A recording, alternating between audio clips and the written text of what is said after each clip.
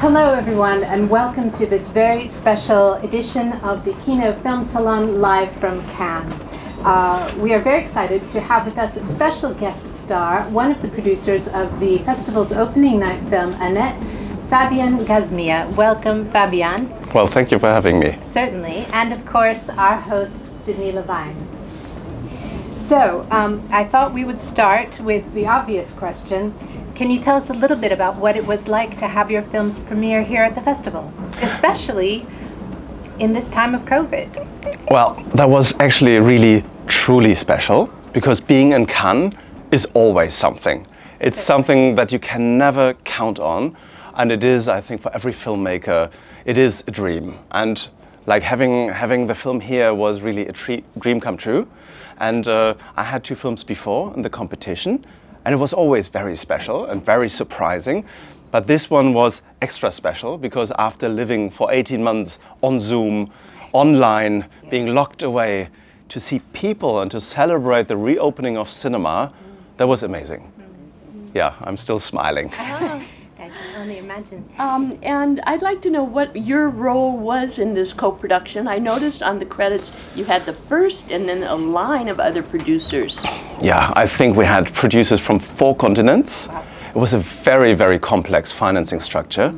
And I have been working now already since 2016 on the project. Oh my. Okay. And in the meantime, it was considered dead.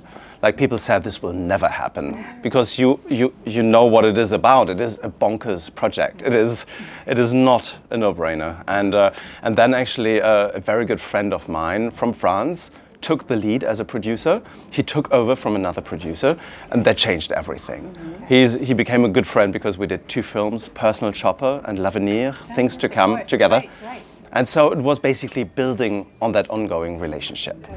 And my role was to organize a shoot, because the film was actually shot quite substantially in North Rhine-Westphalia in Germany, even though it looks like Los Angeles. Oh. And of course, financing, casting, all of that, all the things a producer does.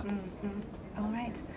So one thing I was wondering is how COVID impacted your way of working to the extent that it did, and if any of those changes will stay with you. Well, that's a very good question, because it is a people's business. It is based on relationships.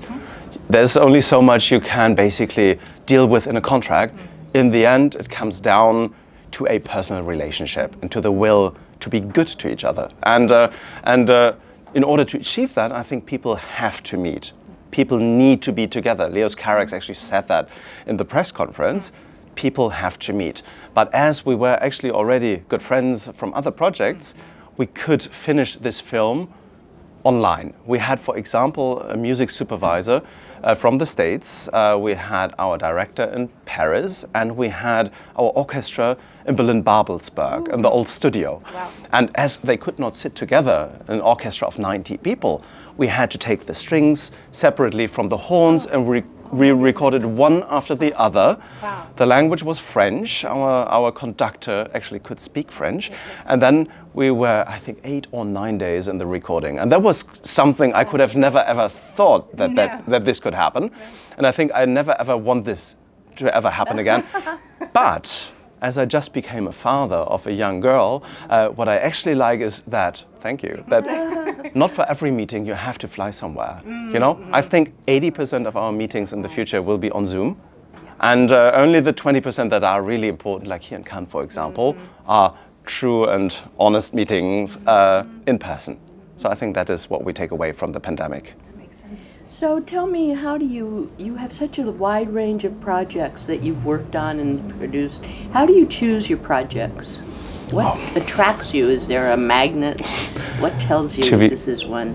To be honest, and this is maybe not a nice answer, but I'm very selfish. I do the things I like. And as I don't have a certain taste, because I like all sorts of genre. I like a very slow burning art house film as much as I like a big entertaining rock opera like Annette is. So I always ask myself the question, would I get a babysitter, take my wife, go to a theater, and take all that hustle, you know, that it Yeah. still takes to watch a film on the big screen? Would I do all of that to watch that film? And if a project passes that test, then I do it. Yeah, that's good. Yeah, and how does this one being in Cannes change, or maybe it doesn't change, how you'll be working in the future? Will more projects come to you, or does it change anything for you? I think it gives you a certain visibility, that's for sure.